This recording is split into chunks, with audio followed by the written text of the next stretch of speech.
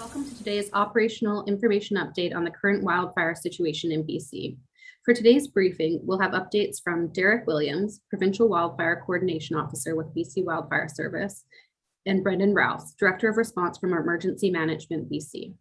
We also have Janelle Choyette, Staff Sergeant with BC RCMP on the line to answer questions. As a reminder to media on the line, please press *1 to enter the queue. You will be limited to one question and one follow-up. And with that, I'll turn it over to Derek Williams to start things off. Thank you and good afternoon. My name is Derek Williams and I'm one of the Provincial Wildfire Coordination Officers, and I will be providing today's briefing for August 31st. Our current situation as of April 1st of this year, BC Wildfire Service has responded to approximately 1,562 wildfires, resulting in nearly 865,300 hectares of area burnt. There are currently 226 active wildfires burning in BC, 16 of which are wildfire of note. Of these, 160 are due to natural causes and 18 are human caused. The 10-year average for this year is 1,200 fires and approximately 300,000 hectares. So today I'd like to speak specifically to the planned ignitions that occurred yesterday on the White Rock Lake fire. They were completed yesterday evening. These ignitions have brought the fire down to establish control lines in several key areas on the northeast flank of the fire. This has reduced the risk of further growth and impacts to the interface area, which is the area the fire poses the most risk to structures.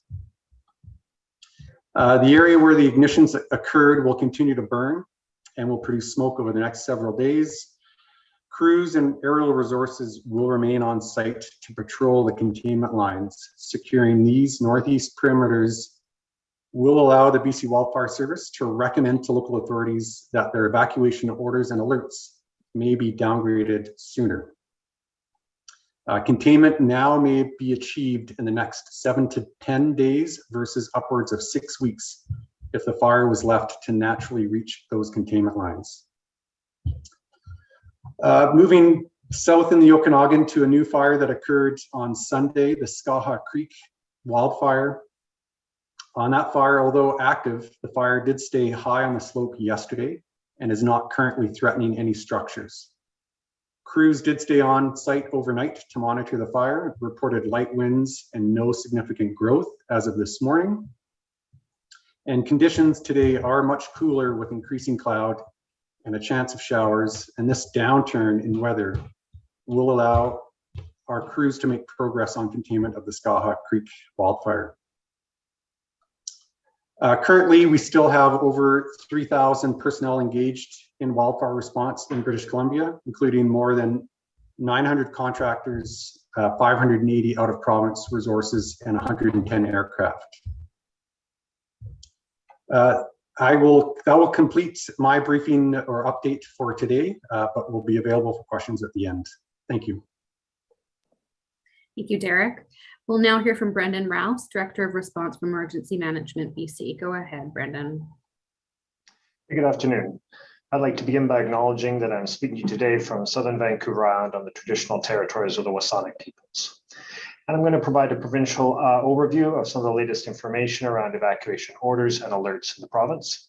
So related to the current wildfires in BC, we have 9 First Nation Band Council resolutions, 19 states of local emergency, 21 evacuation orders affecting just over 3,700 properties, and 77 evacuation alerts affecting just over 6,000 properties.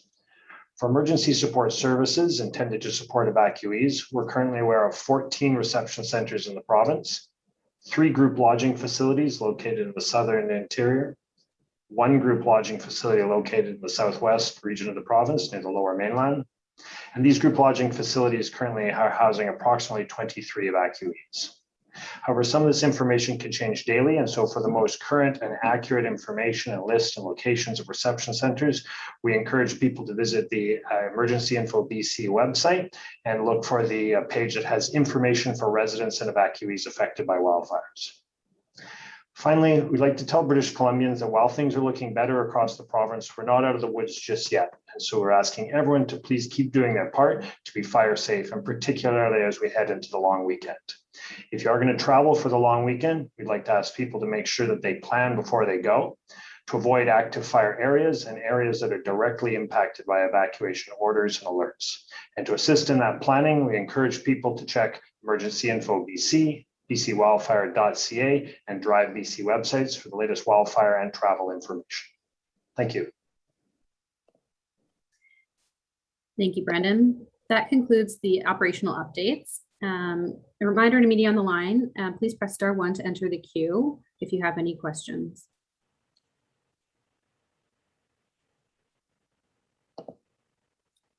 And seeing none, that concludes today's information update. Our next scheduled update is set for Thursday afternoon at 2:00 p.m. Thanks for joining.